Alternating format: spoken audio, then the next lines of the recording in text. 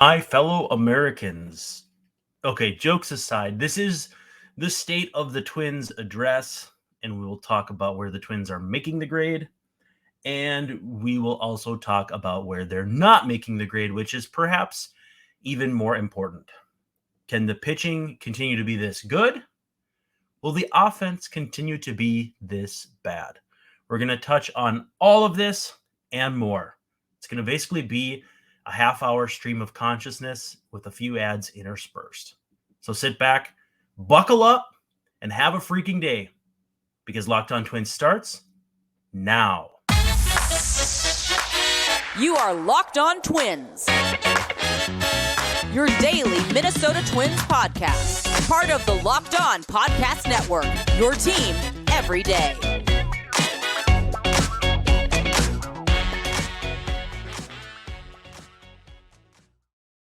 Hey, what do you say? Thanks for making Locked On Twins your first listen every day. We are free and available wherever you get your podcasts, as well as on YouTube. And of course, we're part of the Locked On Podcast Network, which is your team every day. My name is Brandon Warren. I am your humble host. And it looks like my microphone is on, so we won't be re-recording this tonight, which has been a bit of an issue this season. As a reminder, please feel free to be active in the comments on YouTube. Leave us a 5-star review on iTunes or Apple Podcasts or Spotify. If you like the show, tell your friends. If you don't like the show, let me know how I can fix it, because I want this to be the best version of itself. Also, too, if you have questions you want answered on the show, do not hesitate to ask. Reach out on Twitter, either at Locked On Twins or at Brandon_WARNE. You can also add comments on YouTube or wherever else you want. DMs are open. Also, too, don't forget to check out Locked On Twins Breathless post-game minutes as soon as we can after each game. We'll do some pre-games, too, if there's enough interest. But for now, we're really focusing on the post-game. The Twins play the Padres on Tuesday at 6:40 p.m. It's Louis Varland, the hometown kid, facing Michael Wacha, who actually was on the Twins shopping list for a brief moment this offseason. And so we'll see how that's going. But it is the Padres. You don't get to see a lot of the Padres at Target Field. You can catch every pitch of the hometown broadcast with SiriusXM on the SXM app. Just search Twins. So for segment one, we call it the opener, and we're just going to have a stream of consciousness here. We just need to know what the state of the team is. Now we're going to go down the pitching side of things. Positives first, because the Twins pitching has been, generally speaking, a positive. They are second in FanGraphs WAR at 5.9 behind Seattle, which I think would be a surprise for a lot of teams. But Twins striking out more than a batter per inning, giving up less than a homer per 9, 3.33 ERA, good average fastball velocity. If you break it down to starters, the Twins have the most wins above replacement on FanGraphs at 5.0. Relievers are a respectable 0.9, or 16th in Major League Baseball. So right around the middle of the pack. And a lot of that has been inflated by blow-ups by, there was the one from Emilio Pagan. There have been a couple tough spots that have kind of inflated that. But a 3.58 ERA from your bullpen, perfectly acceptable, respectable, less than a homer per 9. One thing, too, that I really like, this is a ground ball inducing bullpen, 48.5%. League average is about 45%. And while I realize this outfield is equipped to chase down fly balls, especially when it's Gallo, Taylor, or Buxton and Kepler when things get going, infield defense and grounders are just a little bit easier to corral from the sense that they don't go for extra base hits that often and that sort of thing. Starters more fly ball reliant. They are fourth from the bottom in ground ball rate. So lots of strikeouts, not a lot of walks, lots of fly balls. And they've been keeping the ball in the ballpark. Home run per fly ball rate is fourth lowest. So is all that sustainable? I'm not sure that they can keep the home run per fly ball rate under 10%.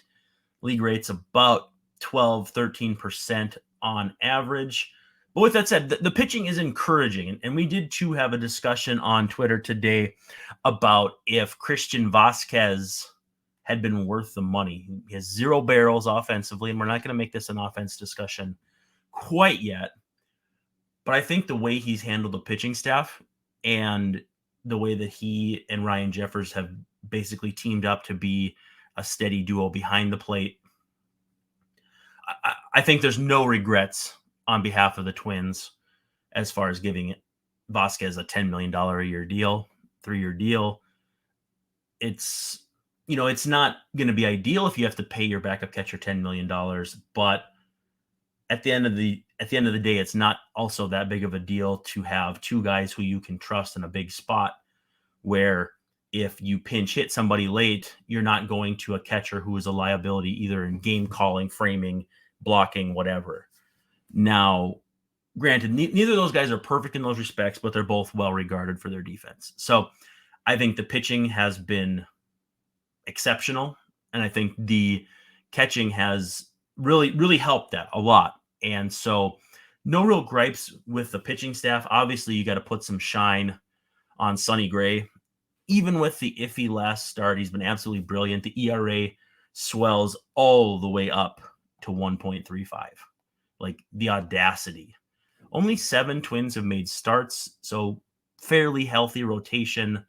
All things considered, 3 guys have made 7 starts and then kind of mix and match here or there. Some interesting things, too. Sonny Gray, no homers allowed in 40 innings.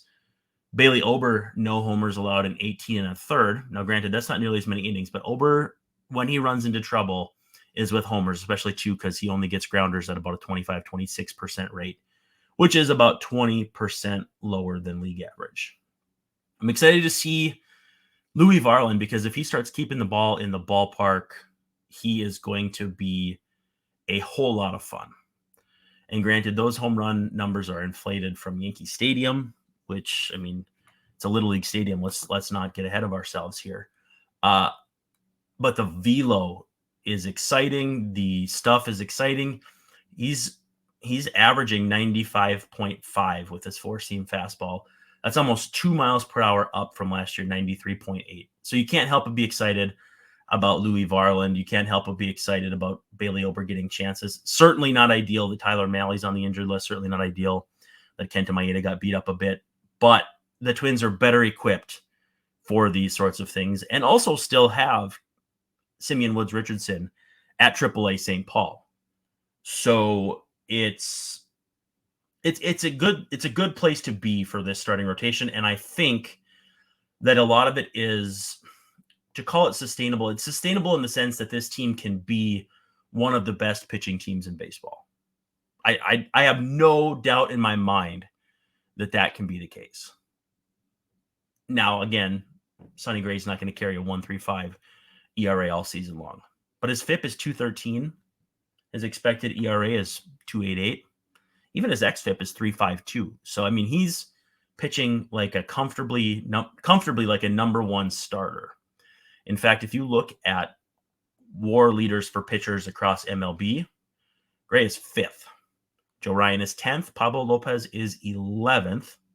So statistically speaking, depending on what your evaluation, what your criteria is for an ace, 3 guys in the top 11 in Fangraphs WAR, any one of those 3 qualifies as an ace.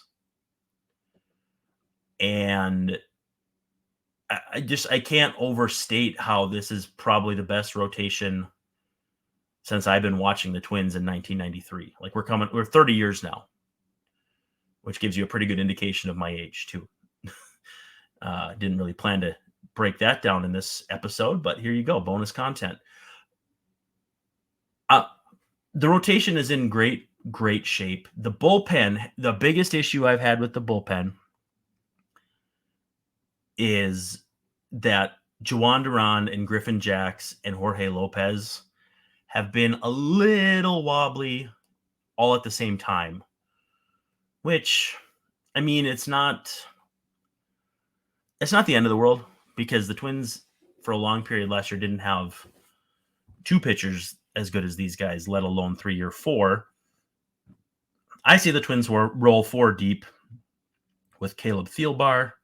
I also too think Brock Stewart is going to work his way into that mix. The walks have been scary. There's no question about that. But I like the way he's headed. I think Brent Hedrick can be helpful in this bullpen. And Emilio Pagan, shockingly, no home runs allowed in 13 and a third innings. 3.13 expected ERA, 4.73 actual ERA, 2.23 FIP. He's going to work himself back into moderate leverage innings. You can like it, you can love it, you can hate it. But at some point, he's going to get, maybe a tie game in the 5th or 6th inning. He's not going to throw 8th inning 2-run lead against the Padres. That would have to be everybody's down. Guys are not available, and we're not to that point right now, especially too with off days and that sort of thing. Let's do this. Let's take a quick second and talk about our friends at eBay Motors, because eBay Motors has been just a wonderful sponsor for us. For a championship team, it's all about making sure that every player is a perfect fit, and it's the same thing when it comes to your vehicle. Every part needs to fit just right. So the next time you need parts and accessories, head to eBay Motors. With eBay's guaranteed fit, you can be sure every part you need fits right the first time around. Just add your ride to My Garage and look for the green check to know that the part will fit, or you get your money back. Because just like in sports, confidence is the name of the game when you shop on eBay Motors. And with over 122 million parts to choose from, that's not a typo, that's not a mistake, 122 million, you'll be back in the game in no time. After all, it's easy to bring home a win when the right parts are guaranteed. Get the right parts, the right fit, and the right prices on ebaymotors.com. Let's ride. eBay guaranteed fit only applies to U.S. customers, eligible items only, and exclusions do apply. Okay, so we are into the bullpen. That's our second segment every show. We do the opener, the bullpen, and the 7th inning stretch. And the bullpen is where you get to be the star. If you have questions, send them in. The good ones will be mentioned on air. You will get a name drop. Seems cool to me, but maybe you don't think so. Anyway, let's just dive right in, because you guys actually came up pretty clutch with questions here today. Our friend Aaron wants to know if Lewis and Farmer will be up, Miranda and Castro down. The news dropping that Royce Lewis is starting a rehab in Wichita is immensely exciting. And I don't think it's coincidental that they say he's going to be on the left side of the infield. Probably mostly so because if you can get your feet under you or legs under you at third base, you can handle second. Same to be said for short. So could they be preparing him to play some on the right side of second base? I mean, it's possible. I don't think the outfield is going to be an option anytime soon. So the writing is kind of on the wall that third base is going to be where he plays. Kyle Farmer is going to be ready to come back to this team Tuesday. I genuinely think, and this is just me as an idiot with a podcast, not someone who's talking to the front office, I genuinely think Jose Miranda is going to get sent down. Willie Castro is more versatile. The expectations for Willie Castro are not particularly high. And he's a switch hitting guy who can pinch run late. Last I checked, he's got one of the best sprint speeds on the team, which again, this team's got like single digit stolen bases. So it's not like he's winning the Kentucky Derby or anything like that. But I just think in this moment with how much Miranda is struggling, and I saw somebody tweeted the bottom 7 or 8 hitters by weighted runs created plus among qualifiers, and Miranda's down in that area. So I just think he needs a reset.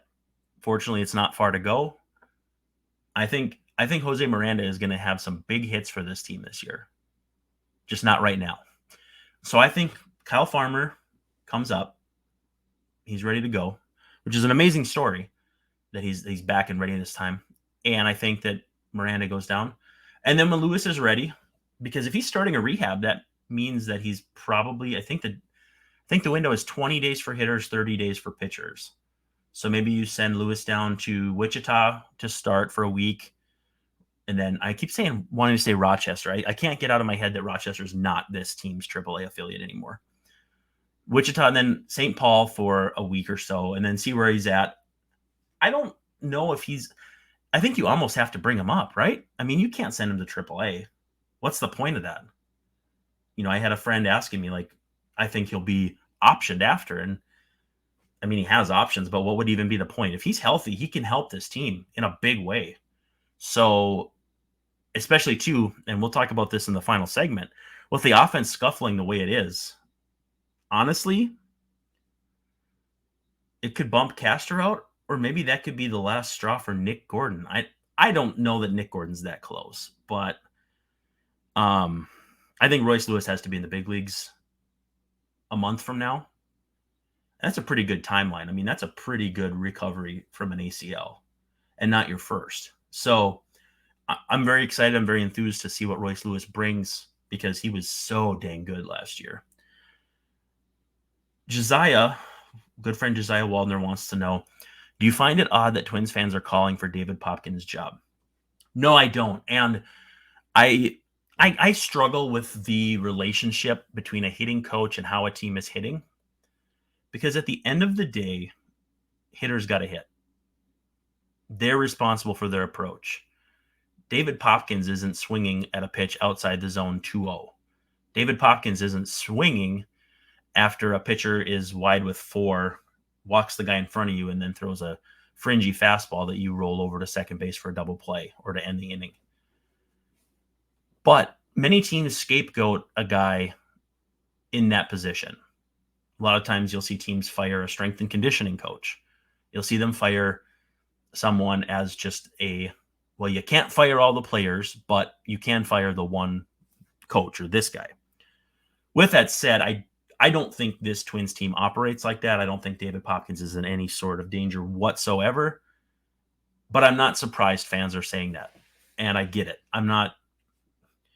It's just like any other sport. If a position or team is struggling, fans are going to want that coach out. So no, I'm not surprised, but also I'm not moved by it.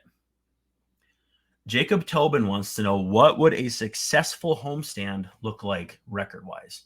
So let's pull up the schedule on Roster Resource. By the way, I absolutely love Roster Resource. I know that I say that on every show, but they lay everything out just perfectly. So you got San Diego coming into town, Chicago coming in, 6 games. Then they go to LA for a Dodgers-Angels stretch before coming back home. Padres and Cubs. So the Padres they came into Monday with an 18-17 record. So same as the Yankees, and I kind of sense that it's 2 teams in a similar place. Very, very good teams as far as, like, you can't disrespect them. Lots of depth, lots of different facets of the team that are elite. Again, you'd always hope you can take 2 of 3. I think Michael Wacha is imminently beatable. He has not been particularly good this year. But at the same time, I mean, the 5.46 ERA doesn't tell the whole story, and the Twins have made pitchers like that look really good all season long. So it's easy for me to say, I think they can beat him. Now, with that said, Seth Lugo's been solid. Yu Darvish is Yu Darvish. Can they steal one of those? My money would be on Wednesday, Pablo against Lugo. Ideally, I guess you got to go 3-3. I really wanted to see the Twins take 4 of 6 from the White Sox and the Guardians. They did the opposite. And I'd like to see them take 4 of 6 here.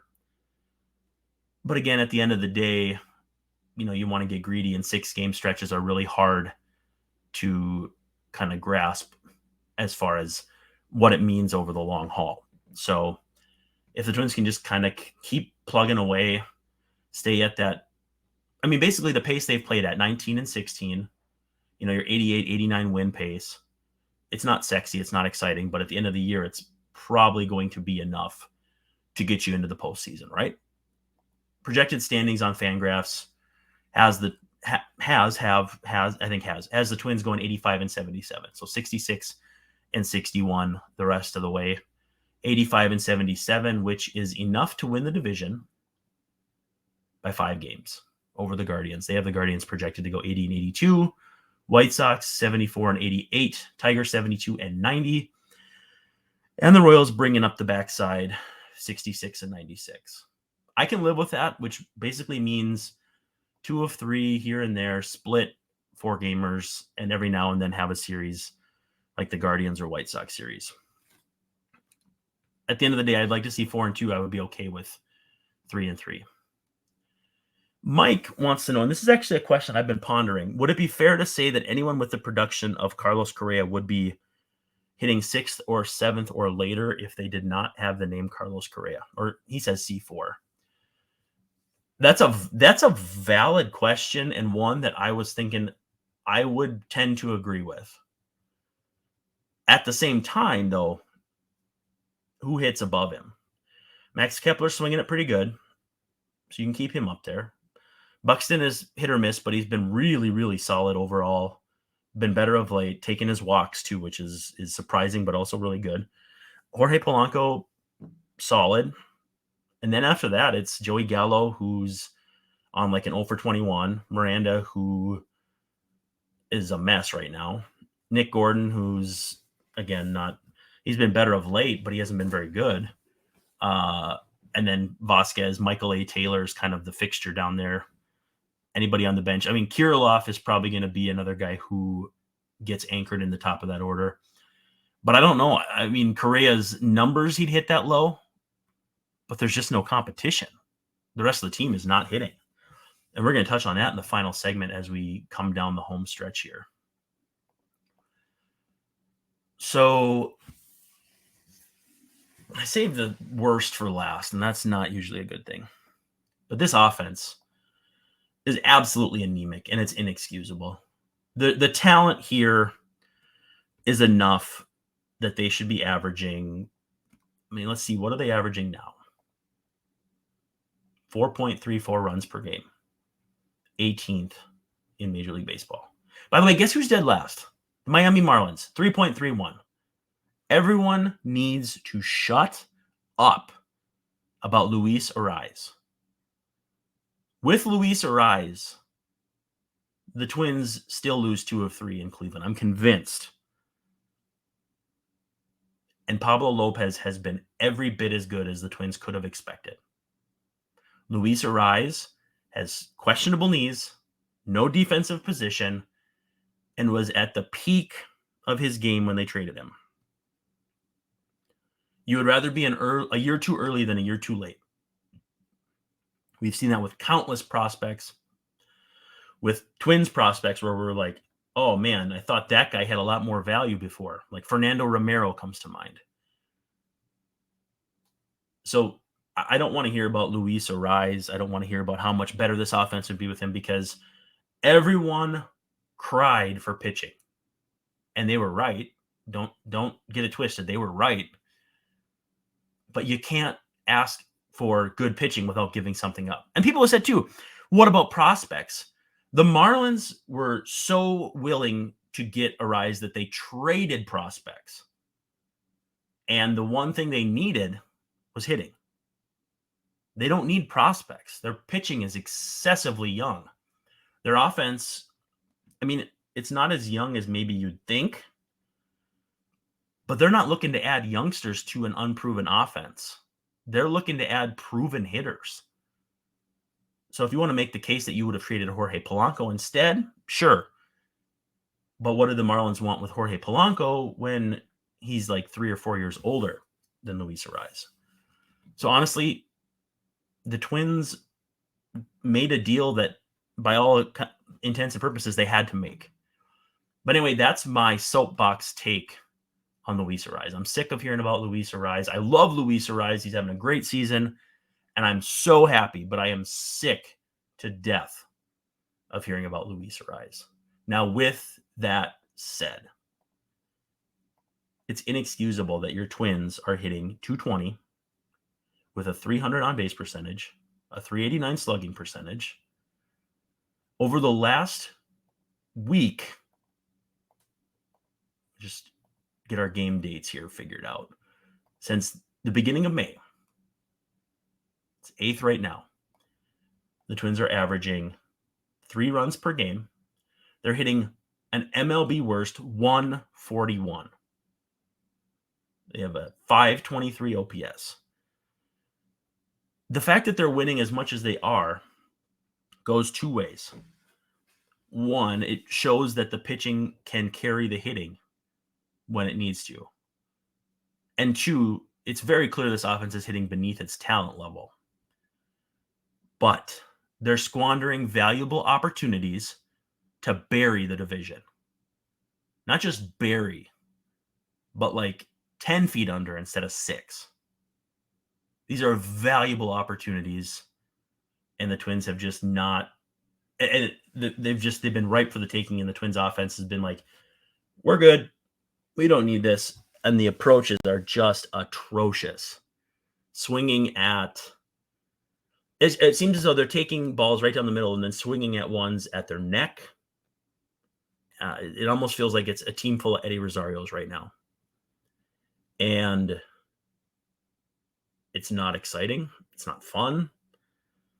Strikeouts by themselves, not that big of a deal. Strikeouts when your team's hitting a $141, it's going to get the boo birds out. It's going to get the people who it's why the Arise chatter has peaked and bubbled up against all reason and rationale. But worse this week, the Guardians averaging 2.29 runs per game with a 483 OPS. 40 points lower than the Twins. Over the weekend, in the head-to-head series, the Guardians had a worse OPS than the Twins by a point. So losing those games was a war of attrition. It's frustrating. I get why Twins fans are ticked. And this offense is a mess right now. I don't think bringing back Kyle Farmer is going to be what cures it. I just think you got to get guys swinging well all at the same time. I don't believe hitting is contagious. I think that's nonsense. I think it's just guys got to take better swings. And it starts at the top with Carlos Correa. Max Kepler's looked better. Byron Buxton's looked pretty good. But when you get to the top of that order and Correa's giving you nothing, that's tough. And he's hitting the ball hard. He's hitting the ball at guys. So he's coming out of that shell. And slow starts, not uncommon for Correa, not uncommon for C4. So I think he's making progress. But, in a completely empty week, more or less, for Joey Gallo hurts. Jose Miranda's completely lost. Christian Vasquez is completely lost, has 0 barrels this season. And again, he's a line mover at the bottom of the order, and he's a good defensive catcher. He's doing what he's paid for. But it just gets magnified when the rest of the team and the main guys aren't hitting. Even if Jose Miranda starts swinging it better, that just changes things so much. I think that lineup spot's going to be swapped out with Alex Kirilloff. Obviously, Kirilloff as a lefty is not going to play third base. But I think we'll see some lineup structure change. Just with that said, it's still hard. Like people say, send C4 down in the order. Well, and bring up who? There's nobody you can bring up that's swinging it all that well, except maybe Michael A. Taylor. And I think they like him at the bottom of the order. So, yeah, the offense is not in a good place right now. And I'm just not sure how soon I see it getting better. I believe it's going to get better. I believe in this talent. I believe in this 26-man roster, the depth chart, the 40-man roster. They have built a roster to win this division by 10 games. They just don't seem to want to right now. And that's frustrating because when the pitching is going this well, you got to have just a bare minimum of hitting to win a bunch of games. And it's just not there. Well, I hope that state of the Twins union was as enjoyable for you as it was for me. The Twins play the Padres tomorrow night, 6:40 p.m. You got Louis Varland going against Michael Wacha. You can catch every pitch of the Twins' hometown broadcast with Corey and Danny with SiriusXM on the SXM app. Just make sure you search Twins. Also, too, thanks for making Locked On Twins your first listen every day. If you are an everydayer, make sure to check back tomorrow. We'll have a full preview of the Padres series and get a feel for what these Padres are like. We don't see this Padres team all that often. So we'll check them out. But with that said, it's time to split. Thanks for checking out Locked On Twins. This is Brandon Warren saying thank you for visiting, and come back to